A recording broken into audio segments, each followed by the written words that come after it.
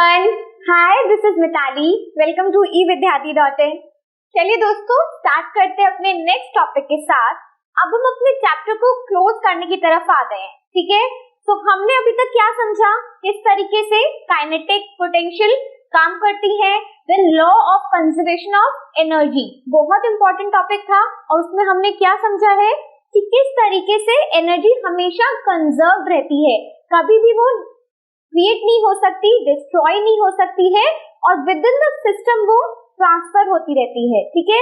Now we have rate of doing work, यानी कि जितनी भी एनर्जी हमने अभी तक स्टडी करी है, किसी भी टाइप की वो एनर्जी हो, काइनेटिक, बीट पोटेंशियल, लेकिन उसे करने का क्या रेट है और उसे क्या कहते हैं वो हम इस टॉपिक में समझेंगे, ठीक है।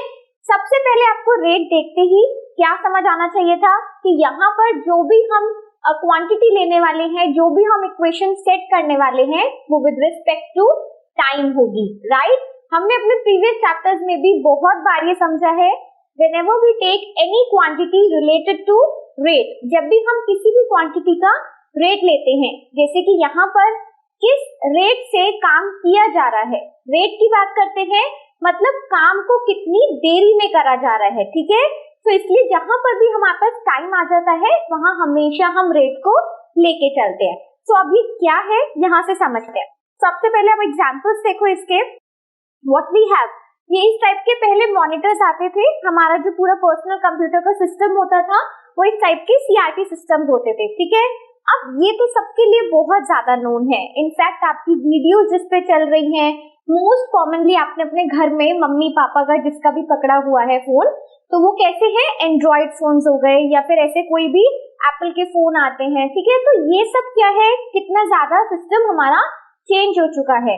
तो अब मुझे डायरेक्टली अगर मैं आपको ये बोलूँ ना कि गेस द पिक्चर, या मैं अगर आपको यहाँ पे बोलूँ कि स्पॉट द डिफरेंस, तो आप मुझे एक कंपैरिजन इसका ये जरूर दोगे, one is a slow machine, other one is the fast more advanced machine. यानी कि यहाँ पर किसी भी फंक्शन को अगर मैं परफॉर्म करती थी, पहली बात, आज से बहुत साल पहले ऐसी मशीन्स पे काम किया जाता था।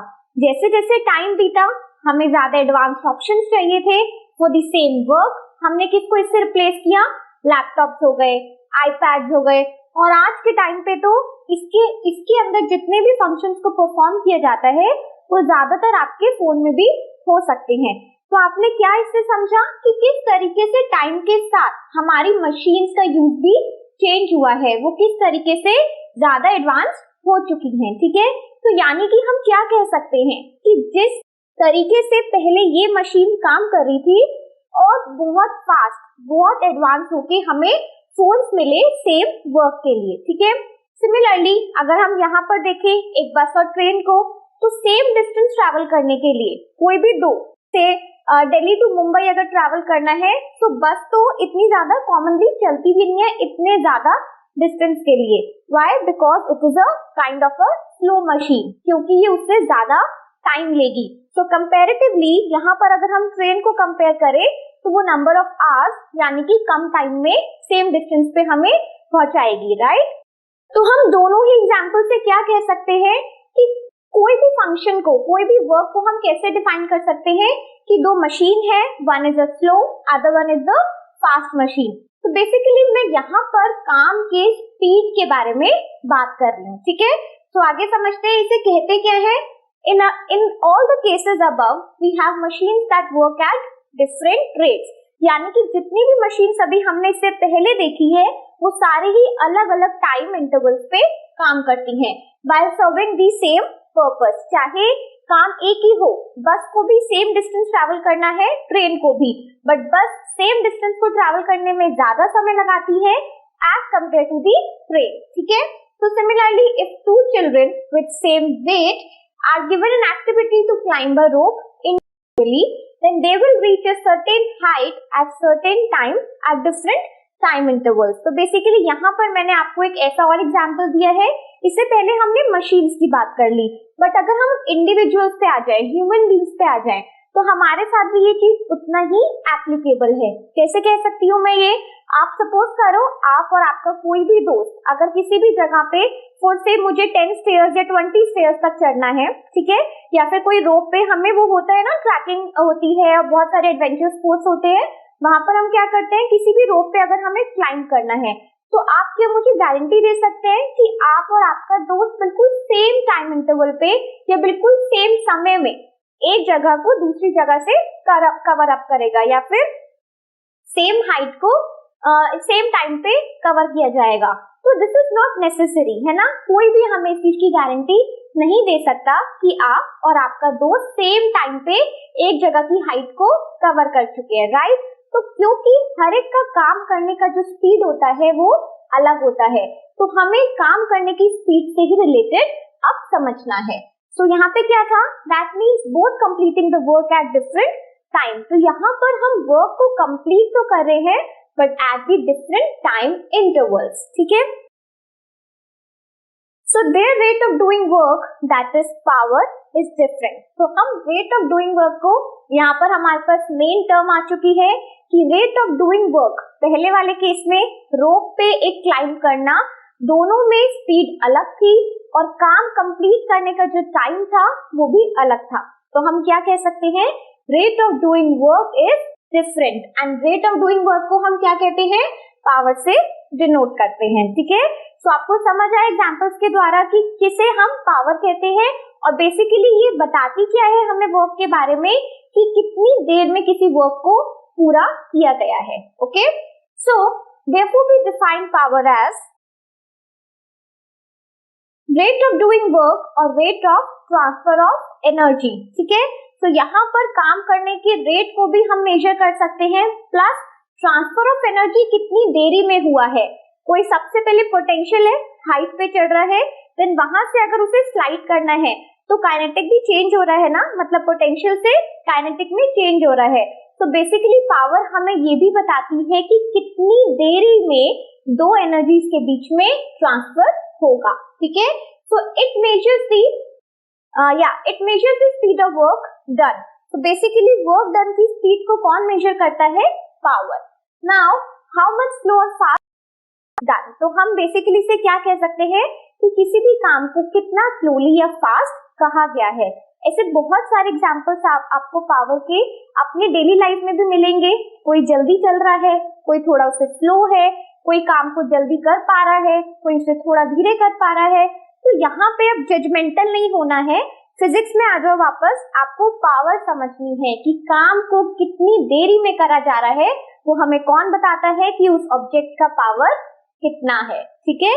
सो एग्जाम्पल एक बार देखते हैं इसमें एक और, ट्यूबलाइट एंड बल्ब्स। ये बहुत कॉमन एग्जाम्पल है क्योंकि जनरली इसे हम यूज करते हैं। ऐसे बोलते हैं ना, अरे तू ट्यूबलाइट है क्या, तो क्यों बोलते हैं, क्योंकि वो टाइम लेती है जलने में, तो स्पीड पे फर्क आता है, ठीक है। इसी तरीके से हमें बोलते हैं घर में 10 वॉट का बल्ब, 20 वॉट का, ऐसे हम अलग अलग लगाते हैं। तो दोनों की पावर्स में डिफरेंस है और इस वजह से उनकी स्पीड में भी डिफरेंस आता है, ठीक है। Now moving on, what we have, if an agent does a work W in time T, तो अब अगर हमें पावर को कैलकुलेट करना है तो हमने अभी तक क्या समझा है, रेट ऑफ डूइंग वर्क। तो अगर मेरे पास कोई भी ऑब्जेक्ट है या फिर कोई भी एजेंट जो काम कर रहा है, कितना काम W, कितने टाइम इंटरवल में, टाइम इंटरवल हमारा T है, then power is given by, तो पावर को हम कैसे डिफाइन कर सकते हैं, वर्क अपॉन टाइम। सो यहाँ पर हमें पावर का एक फॉर्मूला नया मिल गया है कि power is always work upon time, ठीक है। जितना भी हमारे पास जूल में एनर्जी है या फिर वर्क है उसको अपने टाइम इंटरवल के साथ डिवाइड करेंगे and then we will get the power of the agent, ठीक है। चलिए, so now how it can be expressed, it is expressed in watt. अब ये वॉट में एक्सप्रेस की जाती है, क्यों की जाती है, after the name of the scientist. कौन सा साइंटिस्ट, जेम्स वॉट, ठीक है। तो यहाँ पर हम इसको कैपिटल W से या तो इंडिकेट करते हैं, नहीं तो अदरवाइज हम इसे ऐसे स्मॉल में WATT, दैट मीन्स वॉट में पावर को इंडिकेट करते हैं, ठीक है।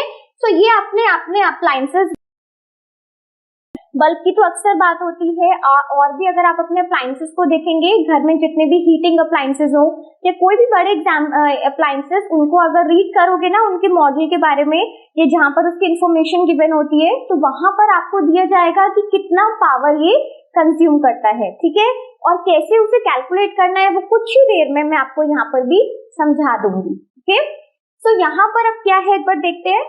1 watt is the power of an agent which does work at the rate of 1 joule per second। तो मैं पावर को कैसे इंडिकेट कर सकती हूँ? अगर किसी भी अप्लायंस की मुझे पावर मेजर करनी है, कैलकुलेट करनी है, तो व्हाट कैन वी से? सबसे पहले 1 watt का समझते हैं। तो 1 watt में हम ये बोल सकते हैं, अगर 1 joule of work is being done in 1 second, यानी कि 1 joule वर्क अगर हुआ है 1 सेकेंड में, तो हम क्या कह सकते हैं कि उस ऑब्जेक्ट के अंदर 1 watt पावर है, ठीक है। चलिए, तो लार्जर यूनिट क्या है इसकी? क्योंकि अक्सर आपने देखा है जूल को भी, अगर मेरे पास एनर्जी ज्यादा है तो उसको हम अपने स्मॉलर यूनिट्स में, उसकी एसआई यूनिट्स में कंपेयर नहीं करते हैं, ठीक है। और डिनोट करना हो कोई भी ऐसे इंडस्ट्रियल यूज में अगर हमें बताना हो तो जूल में या फिर वॉट में बताना मुश्किल है। That is why we always prefer larger units, ठीक है। तो लार्जर यूनिट में अगर हम देखते हैं, so it would have 1 kilowatt. 1 kilowatt में किलो में 1000 आ गया, तो कितना हो जाएगा? 1000 वॉट्स, ठीक है। अब 1000 वॉट्स को मैं कैपिटल W में भी इंडिकेट कर सकती हूँ, और आई can say 1 kilowatt is equals to 1000 joule per second. Why joule per second? Because हमने फॉर्मूला क्या पढ़ा है? वर्क अपॉन टाइम, ठीक है। चलिए, सो पावर में vary with time, agents have different rates of doing work at different interval of time. तो यहाँ पर इस स्टेटमेंट का क्या मतलब है? कई बार टाइम के साथ साथ हमारे जो एजेंट्स हैं उनकी पावर चेंज होती रहती है। तभी आपने देखा होगा कि हम जनरली ऐसा कहते हैं कि अब ये ऑब्जेक्ट या अब ये टीवी इतना अच्छा नहीं रहा, ठीक है।